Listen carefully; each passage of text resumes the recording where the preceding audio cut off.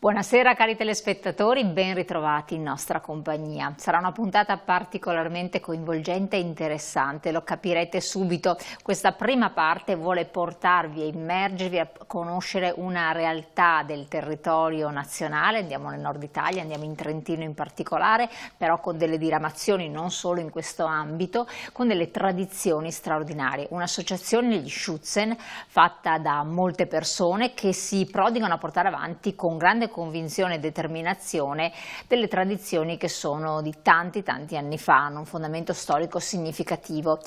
Noi abbiamo qui due Schutzen veri e propri in carne e ossa che ci racconteranno la storia, l'origine, ma anche che valenza hanno attualmente per capire questo spaccato della realtà. Collochiamoci nella zona in particolare dell'Alpe Cimbra per quel che riguarda i nostri ospiti, ve li presento subito. Paolo Dalprà, capitano Schutzen Compagnie. Buon pomeriggio.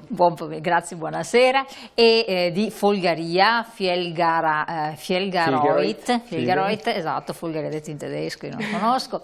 Elisabeth Dalprà, marketing, responsabile socia della compagnia, giusto? Buonasera, bravissima. grazie. Bene, grazie di me, giovanissima tra l'altro. E questo già capite che coinvolge i più giovani, anche i bambini. Ma allora, capitano, posso chiamare capitano? Certo. Ci spieghi chi sono gli Schutzen e voi chi siete? Allora, gli Schutzen, il nome tradotto proviene dal tedesco, come potete immaginare, significa difendere, proprio letteralmente. Erano coloro, le persone, le compagnie in questo caso, che a partire dal 1511, diciamo insignite anche dal principe vescovo Massimiliano, dove avevano lo scopo di difendere quello che erano i luoghi al tempo di difesa del Tirolo storico. Il Tirolo dove lo collochiamo geograficamente? Il Tirolo, che rappresenta infatti attualmente anche le zone dove provengono queste compagnie. Per Tirolo si intende il Trentino, quindi dal punto di vista degli Schutzen chiamato come Westtirol, l'Alto Adige che chiamiamo Südtirolo, il Nord Tirolo intendo zona di Innsbruck fino ad arrivare a Kufstein e poi la parte della Baviera. Queste sono... Quindi un bell'area abbastanza estesa comunque. Esattamente, diciamo anche a livello di numeri per dare un'idea, per quanto riguarda noi, diciamo in Trentino siamo circa 600 Schutzen. Sono tanti, beh. Sì, siamo pochi rispetto agli altri, ma rispetto al Trentino siamo insomma un buon numero e anche abbastanza stazionario. Diventano 5.000 se parliamo del Sud Tirolo e diventano più di 20.000 se parliamo del Nord Tirolo.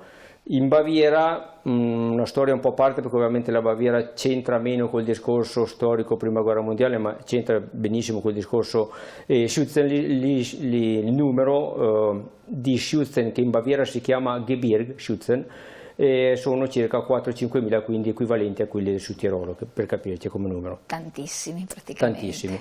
Ma esistono ancora? Questi numeri riguardano la realtà attuale? Questa è la realtà, i numeri che vi ho dato io sono la realtà attuale, ovviamente al tempo erano molto di più. Tornando a quello che dicevo prima, gli Schutzen sono nati nel 1511 con lo scopo proprio tradotto dal verbo Schutzen, cioè difendere, con lo scopo di difendere la popolazione dagli attacchi esterni o dalle calamità, ma mai quello di attaccare.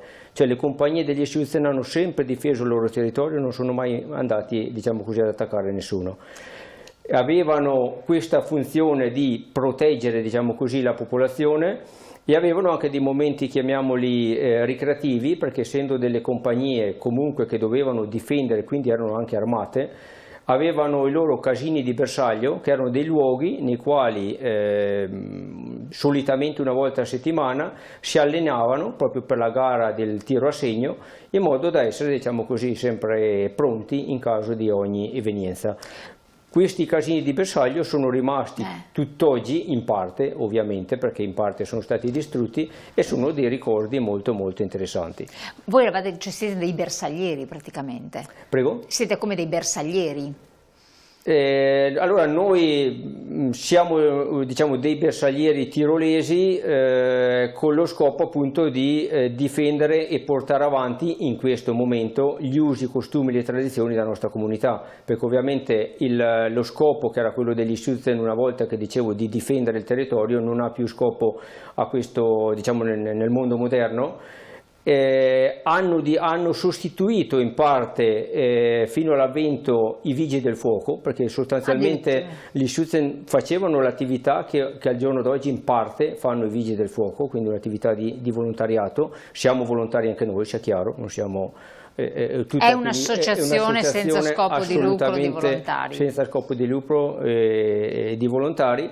E andiamo avanti nel portare avanti questi usi, costumi, tradizioni, perché tornando alla parte storica, nati dal 1511, occupati veramente a difesa del territorio, soprattutto nel periodo delle invasioni napoleoniche, quindi mi riferisco al 1790, quegli anni lì, anni nei quali è nata anche la Compagnia di Folgaria.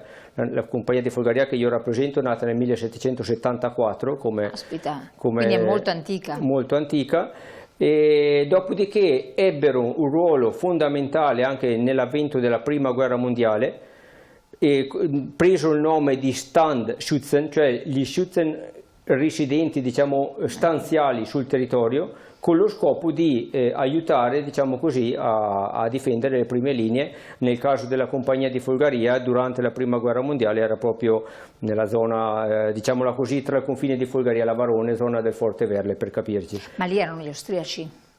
Sì, perché ovviamente essendo, io parlo di Tirolo storico, quindi ovviamente era, diciamo così, era Austria a tutti gli effetti. Quindi l'origine è austriaca sostanzialmente di questo gruppo di persone, sì. Però radicate nella comunità. Quando c'è stato il passaggio poi all'Italia, voi siete rimasti comunque? Noi sono rimasti, infatti gli Schützen che dicevo durante la Prima Guerra Mondiale sono diventati Standschützen. Dopo la fine della Prima Guerra Mondiale, con l'avvento del fascismo, come tutte le altre associazioni, sono sparite, perché era stata proibita ogni forma di associazione, quindi tutti gli Schützen sono spariti, sono rinati piano piano dopo la Seconda Guerra Mondiale.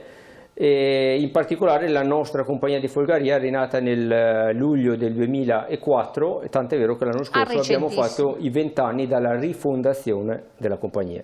Cos'era rimasto dopo la Seconda Guerra Mondiale di questa anche identità storica, di tradizioni?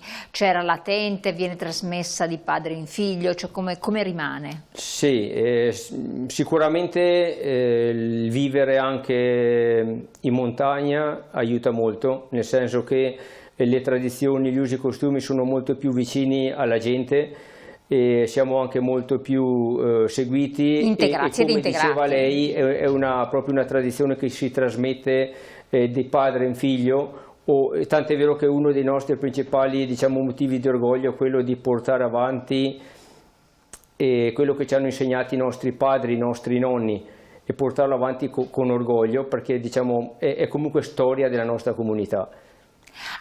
Siccome è un'associazione, avete un ruolo anche adesso, oltre che di rappresentanza, oltre di portare le tradizioni, ci sono anche molte celebrazioni, feste, occasioni, dopo ne parleremo, rievocazioni anche significative, certo. Ma un ruolo sociale?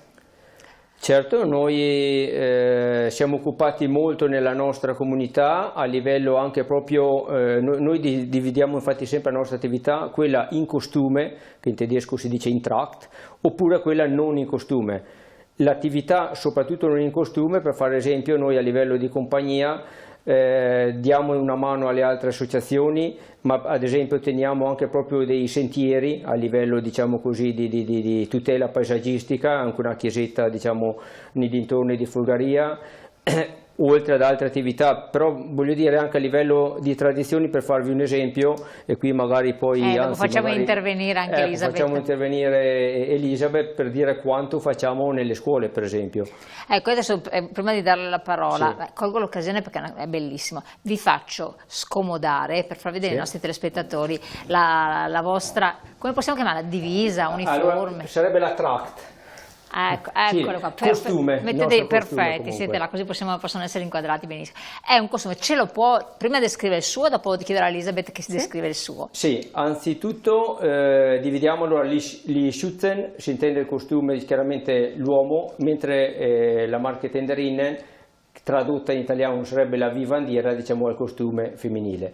Per quanto riguarda il costume sia maschile che femminile, tutti i costumi si rifanno a un libro di acquerelli del von Lutterotti del 1700, nel quale il costume di Folgaria, tra il resto, proprio in questo libro che l'abbiamo trovato anche noi in biblioteca, è proprio il primo costume del libro. Questo fa parte, diciamo, siamo anche orgogliosi di questo.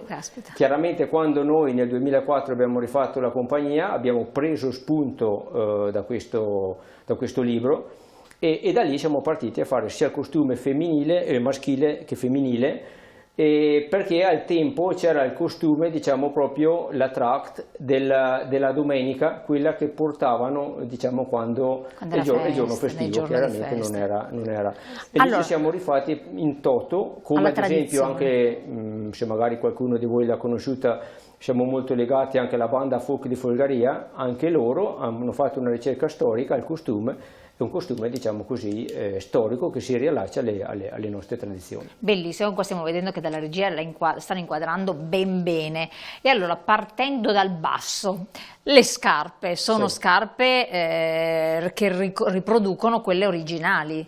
Le scarpe riproducono quelle originali, sono scarpe che quando noi abbiamo fondato la compagnia le abbiamo trovate con facilità nella parte proprio del Nord Tirolo, cioè zona di Innsbruck, proprio perché da noi erano meno diffusi, anche se adesso zone come la Val di Non si trovano molto più facilmente.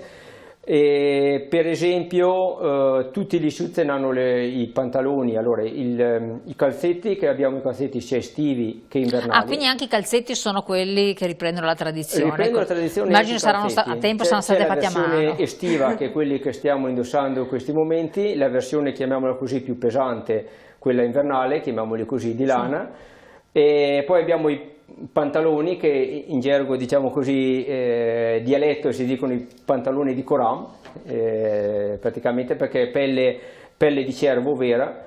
Quelli che indossate è di pelle di cervo vera? Sì, e quindi sono anche molto costosi, oltre che molto resistenti.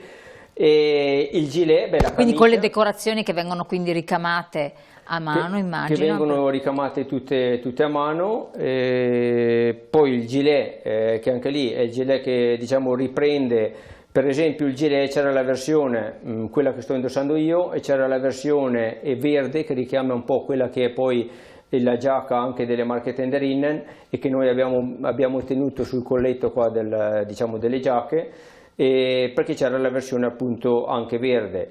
Abbiamo, che qui si vede un poco la parte, diciamo così, di quelli che sono, diciamo, in gergo, adesso mi viene da dirlo in tedesco, ma comunque, diciamo, per tenere i pantaloni, le bretelle, chiamiamole così. Che in tedesco si dice? Gli Hosenträger. Parliamo anche questo. Perfetto. Ecco, e la giacca, anche la giacca è la giacca, diciamo così, di lana cotta, versione estiva e versione invernale, che però noi portiamo sempre. Infatti lei mi diceva fuori onda, questa la dobbiamo mettere sempre, col caldo, col freddo, anche a luglio, è vero? Sì, infatti per esempio che anche qui in studio ovviamente per noi è caldo, però insomma, ci sta. Lei ha anche una spilla, una decorazione, cosa sono delle onorificenze? Allora abbiamo per esempio questa, ecco questa, se si vede, è la medaglia della rifondazione della compagnia. Quando noi abbiamo fatto la rifondazione, eccola qui, che adesso sta arrivando, vedo la telecamera, abbiamo proprio voluto fare la medaglia a ricordo della nostra rifondazione, riportato il nome della nostra compagnia, che tra l'altro, come giustamente diceva lei, abbiamo messo il doppio nome, Filgreuth Folgaria. Filgreuth era il vecchio nome di Folgaria. Dopodiché ho nei miei casi dei riconoscimenti, a dire la verità, anche perché dal 2008, adesso non mi ricordo esattamente, ma comunque per alcuni anni sono stato anche comandante di tutta la provincia di Trento, E in questo caso, per esempio, questa che è la Croce Nera, il riconoscimento della Croce Nera, infatti ho visto. l'avevo ricevuto quando ero appunto comandante. E poi, proprio per ritornare al discorso che si diceva prima del tiro al bersaglio, l'attività che poi tuttora si fa nelle varie compagnie, si fanno le gare di tiro a segno, ce n'era una proprio in Trentino il primo di agosto, organizzato da una delle compagnie vicine a noi, che la compagnia si chiama De Strades. E per quanto riguarda queste si chiamano le SNUR, e queste sono praticamente, in base alla bravura del tiratore, si possono vincere o no queste SNUR. Allora, quindi lei è bravo, non è bravo e non vince niente. Chi è così le vince di bronzo, quindi col cordone. Ma lei ce le adoro, sì. È bravissimo allora. Diciamo, insomma, dai, dopo tanti tentativi era arrivato anche l'oro. Il cappello, i gradi, ecco, diciamo, vedevo i gradi. Allora anche qui lei è capitano, quindi io sono capitano della compagnia, quindi il capitano ha 3 stelle color oro. Ad esempio, poi gli altri ruoli che ci sono in compagnia sono nella compagnia media, parlo io, compagnia quindi del Vestirol Trentino, sono il vice comandante che ne ha 2 stellette, poi c'è il portabandiera, c'è il custode della bandiera e poi c'è l'istruttore. Questi sono i 5 ruoli fondamentali all'interno della compagnia, ai quali si aggiungono altre attività. La direzione, diciamo, di una compagnia, nel caso degli Schützen si chiama giunta dei comandanti. Ecco, in questa giunta dei comandanti poi noi abbiamo anche il segretario, il cassiere e appunto chiamiamo la responsabile delle marketenderine, o in questo caso, visto che anche noi ci evolviamo, abbiamo i giovani ed è giusto avere la parte anche social e quindi, diciamo, della parte social si occupa. Prima di passare a Elisabeth abbiamo la pubblicità. Io volevo chiedere l'ultima cosa, le 2 penne che avete. Sì. Allora, il cappello, anche questo si rifà esattamente al cappello, parlo della forma del cappello, al tempo, diciamo così, come era la compagnia di Folgaria, diciamo come era nata, e quindi la forma esattamente quella. Per quanto riguarda le piume più, magari le vediamo così, le piume quelle nere sono di gallo forcello, mentre le piume bianche sono piume d'oca. Ho capito. E simboleggiano qualche cosa? Allora, diciamo, nel particolare no, ci sono delle piume, per esempio le donne hanno l'obbligo di tenere, diciamo, le piume come noi, le piume di gallo forcello, ma non portano le piume d'oca. Fanno parte anche quelle, diciamo così, della tradizione, però ogni compagnia, ad esempio, soprattutto, ecco, vi devo scorrere anche delle immagini di un importante avvenimento che avevamo organizzato noi nel 2012 a Folgaria. Per farvi un esempio, alcune compagnie del Nord Tirolo, ad esempio, al posto di questo tipo di piuma hanno ad esempio la penna d'aquila. Chiaro, quindi dipende anche questo. Vanno anche loro, anche se la maggior parte delle compagnie più o meno hanno diciamo, le piume d'oca e il gallo forcello. Allora, noi andiamo in pubblicità. Qualche secondo, io vi faccio restare lì, magari si riaccomoderà il capitano, ma Elisabeth resta qualche secondo con noi. Voi dovete necessariamente restare con noi perché adesso tocca alla parte femminile, insomma, degli Schützen. A tra poco.